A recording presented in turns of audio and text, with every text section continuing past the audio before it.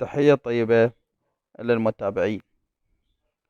آلية تخصيص الأراضي والوحدات السكنية لمنتسبي وزارة الدفاع. كل فرد من منتسبي وزارة الدفاع مراتب موظف يعتبر من الفئات المشمولة بتخصيص الأراضي والوحدات السكنية، أسوة بالفئات الأخرى المشمولة قانونيا، ويتم ترشيح المستحقين على وفق ضوابط من قبل مديرية الإسكان العسكري. تخصيص قطع الأراضي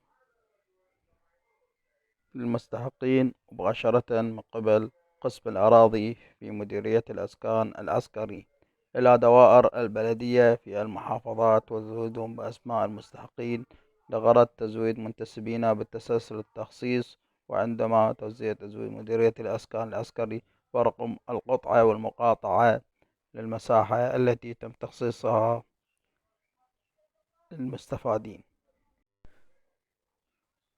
له الحق في اختيار المحافظة والبلدية التي يرغب بها استثناء من قبل شروط مسقط الرأس حسب قرارات رقم 57 لسنة 2023.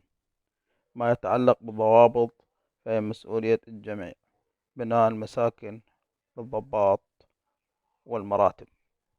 تحية طيبة إلى المتابعين.